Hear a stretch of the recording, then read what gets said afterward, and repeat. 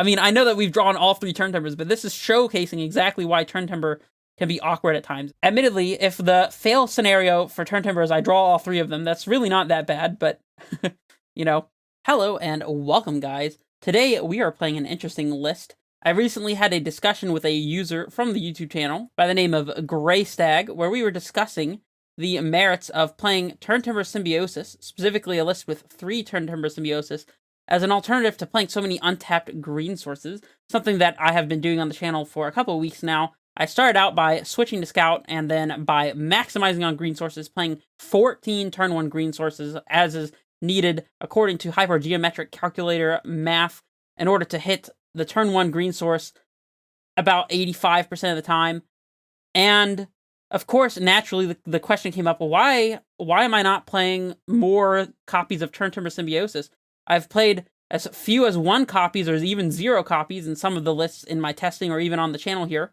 And actually, while I'm thinking about the reasons here, I'm going to go ahead and trim 1 breeding pool and add a forest here, as that gets into one of the reasons, and I'll just go ahead and talk about that right now. So the reason why I was playing only breeding pools and really no copies of Turntimber is because obviously these stack up poorly. So if you're not familiar with the card Turntimber Symbiosis, on the front side, it's a 7-mana sorcery that lets you look at the top 7 cards and take a creature from among those, put it on the battlefield, and if it has a converted mana cost or mana value of 3 or less, it enters with 3 +1/+1 counters on it. Otherwise, you just put it straight on the battlefield. So, of course, the idea behind this one is for the 7-mana sorcery, you can look at the top 7 cards, hopefully spin and hit a Primeval Titan off the top and just go ham from there. But you can also get a beefy Scout or a beefy Azusa or Dryad, as they will get +1/+1 counters. So usually Turntimber has something to hit. It does miss on occasion. However, on the backside of Turntimber Symbiosis is a green land that comes into play tapped unless you pay 3 life, and it just simply taps for a green. So the idea behind this one is if you need the land, specifically the untapped green source, then you can pay 3 life, bolt it into play untapped, and be able to play your 1-drop or 3-drop on turn 3 or whatever it is that you're trying to do. You have an untapped green source to do so. But going late, if you have extra bounce lands, you can pick up a Turntimber Symbiosis and hopefully turn it into a Primeval Titan by casting the 7-mana sorcery. And at the very least, it gives you something additional to do, something to convert these extra lands that we were playing up as many as 34, 35 even in some lists I've tested. Allows you to convert those extra land drops into actual cards, in theory at least. And the biggest drawback of this card is that most of the time, we are considering this to be just an untapped green source on turn 1. That means that when we evaluate this card, we should be comparing it to other untapped green sources, such as Basic Forest, or Breeding Pool, and Cavern of Souls, and even additional fetch lands. So what does Turntimber have that the other lands don't? Well, obviously, it can be converted into a threat, right? However, that comes at a very real cost. So, for example, playing 3 copies of Turntimber and 1 Breeding Pool means that you have 4 lands that incentivize you to take damage on turn 1 in order to get ahead of the curve. Of course, this is going to put you in a bad position against things like Prowess and Burn, where you really want to be taking as little damage from your mana base as possible. In addition, Turntimber is only a green source, so as a direct comparison to Breeding Pool, Turntimber can't transmute Tolariwest, for example. It can't tap for a 2nd color of mana to play Explosives on 2, or even 3 if we have another, like a 3rd color out, and that can be relevant. Additional copies of Cavern of Souls, for example, allow us to play more easily around control, especially in Game 1, where Aether Gust is not a factor, and we really want to be dominating Game 1s if we can. So additional Caverns come to mind there, and that's not something that Turntimber really helps with. In fact, Turntimber kind of just runs into remands and mana leaks and force of negations against control. So I actually don't find Turntimber to be a extra threat, quote-unquote, against control. Maybe that's incorrect, though. So yeah, oftentimes I have found Turntimber Symbiosis to just be strictly worse than playing a forest. There are occasions where having the Turntimber instead of another land lets you spin and find a threat, but there are equally as many situations, in my opinion at least, where Turntimber Symbiosis is just a really bad basic forest. For example, you can't play a Castle Garenbrig untapped if you have a Turntimber in play, as it is not actually a forest, it's just a green land. Whereas if it were a basic forest instead of a Turntimber Symbiosis, or whatever the other side is called, Turntimber's Serpentine Wood, then your Garenbrig would be entering untapped. Maybe that allows you to cast a 3-drop on turn 2 after activating a Scout and playing an untapped land. Maybe that allows you to activate Garenbrig the same turn that you play it in order to cast Titan on turn 3 or turn 4 or whatever. definitely is relevant. And of course, the life that you're using in order to make your Turntimbers enter untapped, along with things like Breeding Pool and Fetch Lands, it does add up. So the question is the cost to Turntimber Symbiosis worth the additional effect of getting an extra card, an extra threat potentially, out of this card? I don't know. That's what we're here to decide today. I have to admit, just at the time of recording this video, my personal opinion lies on the side of Turntimber Symbiosis is not that great a card in Amulet. I don't mind seeing 1 or 2 copies. 3 feels like a lot to me, especially when we want to play Breeding Pool, and honestly, I'd rather just have Basic Forest. I've said it many times, but Basic Forest is just a really underrated card in the Amulet shell. Basic Forest is one of the best lands you could ask for. I found Basic Forest to be oftentimes one of the best cards that we can draw, and so the things that I've changed from my previous heavy untapped green source count list to make room for Turntimber Symbiosis is I've cut 1 copy of Crumbling Vestige and have just resigned the fact that we're going to be down 1 bounce land in order to fit in the 3rd Castle Garenbrig. I've also cut 1 Breeding Pool, as I don't want to be losing too much life between Turntimber Symbiosis and Breeding Pool, so instead of having a 2nd blue source for Tolaria West, now we get a Turntimber instead, and maybe that will be a minimal impact, especially since we have Misty and Windswept Heath here as a potential way to set up a Breeding Pool anyways. Also, 1 Cavern of Souls was cut in order to make room for a Turntimber. This one I don't mind so much. I was playing 2 Caverns because having 2 Caverns against the control decks of the world is very nice. However, Cavern on turn 1 into a colorless land on turn 2, for example, is never going to cast an Explorer. If you play it on Scout, you have to pick it back up to make an uncounterable Titan, or you have to pick it back up to play Dryad down the line. Oftentimes, Cavern of Souls is also, in some ways, worse than a Basic Forest, especially against matchups that don't play counter magic, so I'm not really missing the 2nd Cavern of Souls here. I think that it's pretty negligible. Yeah, the real question is it worth it to be playing this many untapped green sources, and is it better to be playing even just Basic Forests, or more Breeding Pools, or more Fetch Lands, instead of Turntimber Symbiosis? We'll figure it out together. And everything else about the list is pretty standard. 2 copies of Azusa, of note. All the other 4 as you would expect. Grazer in the sideboard. You know the drill. If you haven't seen my intro to Amulet video, then link in the description below, where you can get all the information about Amulet that you need. And yeah, I'm excited to jump into the league here. So I will see you guys there. While we're waiting for our opponent to queue up here, I just wanted to mention that this is the last week of classes, and next week is finals week for me and my grad school classes. So if I end up playing poorly or just seeming tired or less energy, just know that I'm here crunching to get this content out for you guys, as I like to do daily. And yeah, I know you can't see it, but it's currently 11:01 p.m. when I'm recording this match 1 here, so really on crunch time here. And we see a hand that has a turn 1 Amulet. Potentially we could play turn 2 3-drop if we draw it, thanks to Crumbling Vestige. Or if we don't, we could play land, and then on turn 4 have Crumbling Vestige with 3 lands in play in order to activate Garenbrig. So this actually is a turn 4 Titan hand. We have Summoner's Pact to find the Titan, or a 3-drop, depending on what we draw. So it's pretty close. All these untapped sources are actually pretty good, though, so I'm going to try it. It could be wrong. Maybe we're supposed to mulligan for a faster hand as far as ramp is considered, but at least we have Garenbrig for an extra ramp bit here, and then Amulet plus Vestige does produce 2 mana, so we might be fine. Of course, we also might get Inquisition of Thoughtseize on turn 1 and lose the Amulet. Thank goodness that did not happen. Swift Spear, go. Alright. Scout on 1. So we could play Scout here. It just plays straight into our opponent's Lava Darts, but I don't think we have a choice. We can play Amulet this upcoming turn without fault, I think. This will prevent us from playing a turn 2 3-drop if we draw it, but if our opponent doesn't immediately kill the Scout, then I don't know. If they kill the Scout, that means that they're only connecting with an additional 1 point of damage and not committing more to the board. So, like, for example, they wouldn't be playing a Sprite Dragon. Vapor Snag the Scout. That's pretty alright. We can just play Scout and Amulet this upcoming turn, so not a big deal. We'll go ahead and get this Garenbrig into play as well, so that Azusa plus Bounce Land plus Titan can do some things, although we need quite a couple cards for that to work out. So I guess we could draw exactly Titan plus Bounce Land like that. So yeah, let's play the Scout. We'll play the Garenbrig and play out the Amulet. Yeah, so if our opponent doesn't kill the Scout, we actually have Titan this upcoming turn, which is nice. They did light up the stage. The stage has been lit. Starting on Manamorphose, of course. Just yield through this turn here, I think, pretty safely. Well, we're pretty glad this Vapor Snag was not something way worse, like a Lava Dart. That's also one thing I should mention is we are, even though a bunch of new cards just got printed for Prowess, we are playing still Tribe Scout instead of Grazer in the main. I did do a league just for my own purposes to see if I thought that 4 Grazers was better, and I just find that adding Scout just increases the power level of the deck, increases the number of turn 3 Titans that we can cast, and things along that line. Speaking of Titans, I'm just trying to evaluate if we can play Dryad here. We have Growth Chamber plus Scout for 4 mana, 5... Play Dryad down to 2. Play Growth Chamber from the Dryad is up to 4. So we can play Dryad before we play this Titan. We do have to Summoners Pact for it, but I think that's probably fine. Our opponent says, misclick. Oops. Sorry, opponent. I guess they meant to attack. I don't know if they use the mana. I don't know. I think they just missed on the attack, but admittedly, with the way our hand is shaping up here, I don't think it would have mattered that much.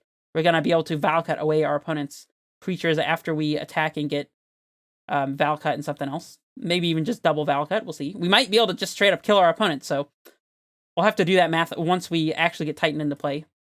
First step is getting Dryad into Titan, so we are guaranteedly getting some Valcut triggers here. And of course, we don't have to worry about our land count. Even if we just pick up this Growth Chamber every time we played it, we'd still have 2 lands in play. We can get Crumbling Vestige for the haste and the haste land and leave 4 in play, and then on attack we'd have up to 6 lands for activating our Valcut for triggers, so don't have to worry about that, which is quite nice. Go ahead and put our Growth Chamber into play, I do suppose. And actually, we have Crumbling Vestige in hand, which is kind of awkward.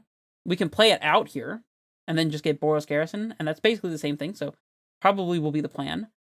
Get up the Growth Chamber, play the Dryad. There might be a more efficient way to sequence our land drops here, but you know what, I'm resigned to it. It's alright. Let's yield here, get another green, because heck yeah. Activate, play the Titan. See, and Scout is doing work here. We'll yield. Yep, get Boros Garrison and Slayer's Stronghold. And our opponent scoops it up. Alright, well, hopefully their little misplay didn't cost them a whole lot there. We want explosives in this matchup. We also want dismembers to deal with our opponent's Stormwings and potentially big Sprite Dragons, but mainly for Stormwing, as that card is otherwise difficult to answer. Obviously, we want Grazers in this matchup. Scout is pretty anemic, so I think we can cut that one. Our opponent could have Blood Moon, but usually blue-red doesn't. They could also have Damping Sphere, which I have seen in the past, so I don't think it's unreasonable to bring in 1 Rex Sage. I don't love it, so I'm not going to bring it until we see it, especially since we already got game 1, so... Explorer is way too slow for this matchup. I'm kind of considering cutting Turntimber, but I don't think that makes sense. I think the Bog is way worse, as the Bog exile in their graveyard is hardly ever going to be relevant. The other thought is to potentially trim 1 Pact to get something else in here, like a Tracker, for example, or the Rex Sage, or even an Explorer, but honestly, I don't know. Maybe an Explorer would be better than the 4th Pact, but I think it's fine. I think we can just run it this way. We'll see if we flood on Pacts, if it seems like we should cut one. More Pacts means more Dryads or more Titans, whichever one we need to search for, and that sounds like a good thing to me, so.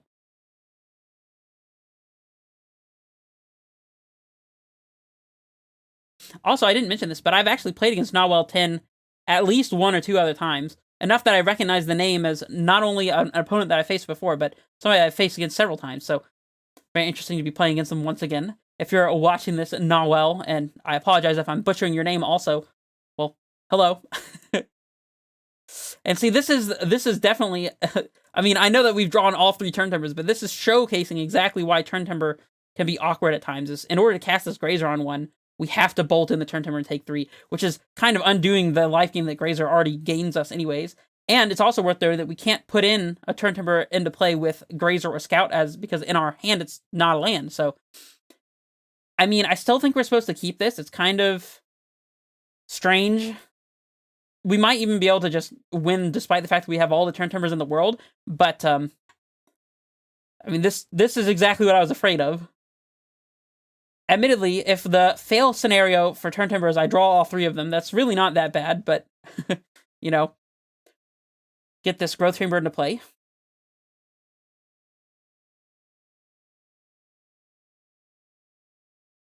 Pick up this Turntimber and pass it back. Of course, these are lit up because I could potentially cast them if I had access to 7 mana, and not because I could play one as a land.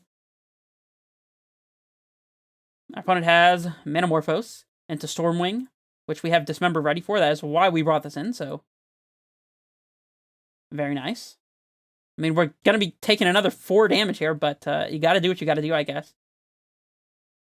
We could potentially pact for Dryad, play Dryad by taking 3, take 3 again, and Dismember, but that seems a little unnecessary, I would say. And also, this Grazer has nothing to put into play, thanks to the fact that our only quote-unquote lands are Turntimber Symbiosis, which is, you know, exactly to plan. Exactly to plan.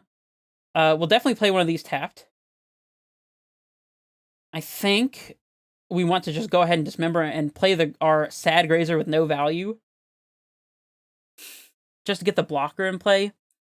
Is it worth it to hold the Grazer or not?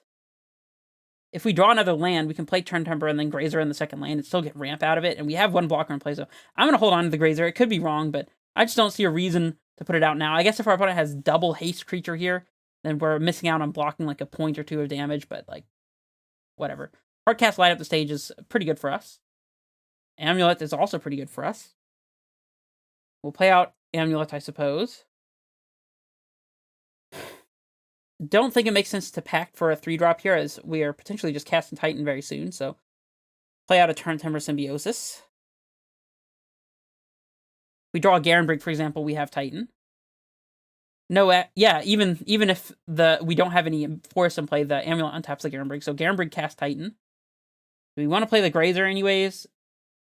I don't know, I don't really think so. Maybe we do. It's debatable. I'm just going to play out the Grazer at this point. This is only to cast Turntimber, not to play, sadly, so not attacking for the meme value, as it could potentially cost us something. Yeah, Bounce Land lets us Titan. Garenbrig lets us Titan. I think those are the only ones. They bolt a Grazer. You love to see it. That's why a Grazer is better in these red matchups. In case you were wondering.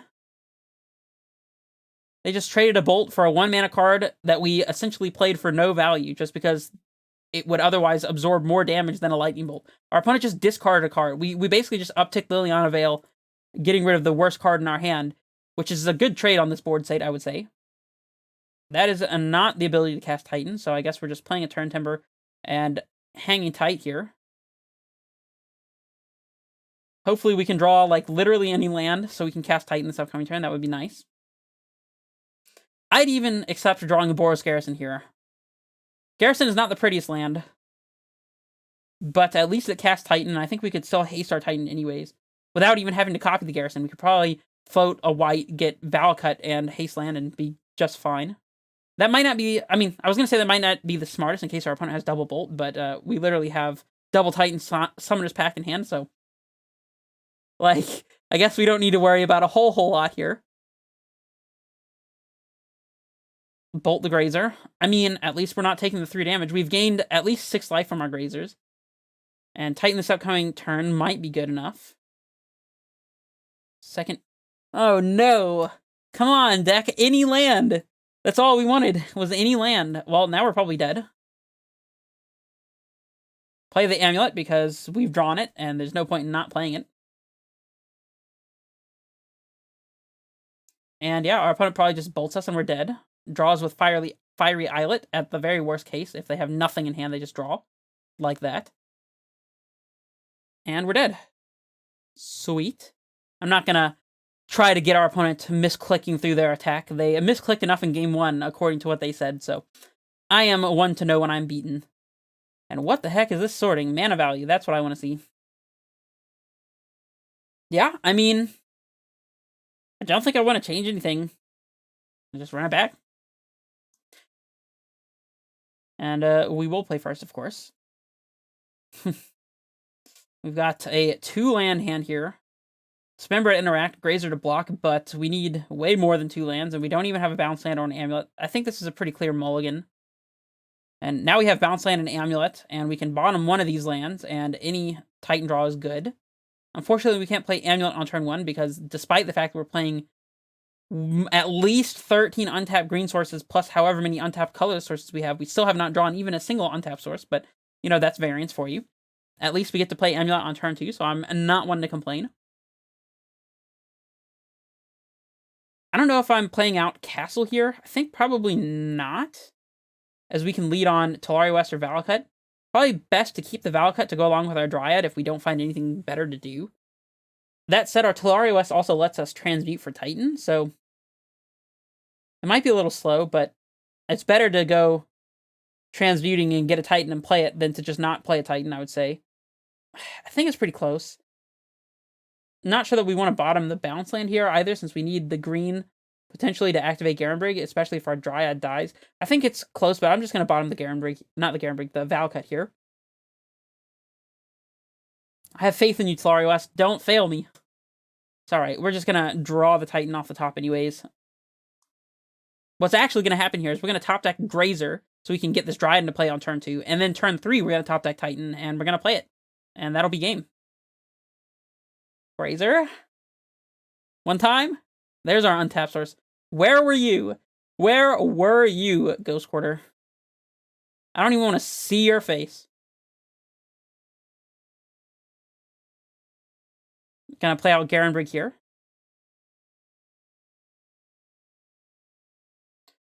Don't know if there's any difference between playing Garenbrig and playing Ghost Quarter here. I guess Garenbrig lets us have a green already in play, but it's not like we can cast Titan this upcoming turn anyways. If this Dryad were an Azusa, then we would. But, and that's assuming that we drew a Titan also, but, you know, it's fine, it's fine. I suppose we can play the Growth Chamber, float 3, pick up the Tolaria West, play second Growth Chamber, float 2, and transmute Tolaria West this upcoming turn, which is probably the plan. So it looks like keeping the Tolaria West might pan out here. Opponent's clocking for 1. Probably a light up the stage here. If we had a Dismember and wanted to play it, it would have been correct to do it on our turn, by the way, so that our opponent doesn't get this point of damage for this light up stage. Just a little note for you. Alright, they still have not hit a land, which is extremely unfortunate to them, but I love it. And Turntimber is not as good as transmuting for Summoner's Pact, I think, so let's transmute for Summoner's Pact. And then we'll even have Turntimber for backup if something untimely were to happen to our Summoner's Pact, which I don't foresee happening necessarily. I am now realizing I meant to pick up the Tolaria West here. I guess we can just pick up the Growth Chamber and then pick up the Tolaria West after our next Growth Chamber play, and it's effectively the same. So, saved. No big deal. It was the plan the whole time. Pick up this T-West, transmute it. Even if our opponent kills Dryad, we have bounce land into Titan. So things are looking relatively good here, I would say. Definitely looking better for keeping the Tolaria West than the Valakut, I would say. Does our opponent have the land to remain in this game? They need to land off the top, otherwise they're pretty out of this game, I would have said. We will see, ultimately. We got the bad side of variance drawing triple Turntimber in game 2, and now our opponent has the bad side of variance by not drawing a second land. I feel like not drawing a second land, I don't know, is that more unlikely than drawing 3 straight Turntimber Symbiosises when there's Symbiosi, whatever the plural is, when there's only 3 in our deck? I don't know. If you want to do some calculations, I don't know why you would, but if you're a statistics or math nerd and want to see what the chance of drawing only 1 land by this point from our opponent, assuming they have some kind of typical number of lands in their deck, whatever's typical for blue-red prowess, versus the odds of drawing 3 straight Turntimbers, and let me know in the comments. If you have the probability of those 2 things, I would be very interested in comparing them, just for math's sake. They have the second land, which is great for them. Burst Lightning. Lightning Bolt. They're going after this Dryad. Like I said, though, Titan don't care. Titan into play. Titan attacking. We'll probably pick up the Garenbrig just to leave as much mana in play as possible. And I am playing the Growth Chamber over the Sanctuary here. The only reason being that it makes transmuting Tolaria West down the line a little easier. Sanctuary in play doesn't give us a second blue, for example, so.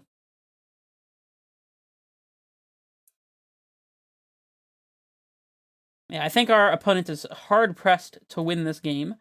We just have to make sure that we're not messing things up with our Titan searches, because we could potentially get our Titan double bolted. And then we'd be back to square 0. I mean, at least we have Turntimber to spin, but we'd only have 3 Titans off top to hit. And hitting other creatures here is really not that great, in all honesty. At least I would think so. Who knows? Who knows? So obviously we're attacking here because it is extremely free. So Stronghold Boros Garrison. Our opponent has no interaction, so attacking into this board state makes a lot of sense, I would say. And I guess, again, we want to leave mana in place, so we'll just pick up the Stronghold. We'll go to combat and attack. And this is the most important decision here. We could set up, or, well, you never mind, I guess. It wasn't that important. I was going to say, there's the option to set up Tolari West by getting Tolari West in a bounce land to make sure we have a guaranteed Titan, which is probably what I would have done. Maybe even actually, now I'm thinking about it, because we have a bounce land in hand, we could get Tolari West and then Radiant Fountain to help stabilize in case our opponent has a crazy turn, make them kill us from 18 with a Primeval Titan on the block. So I guess probably Tolari West and Radiant Fountain would have been the best pick. Let me know what you think, but obviously didn't matter.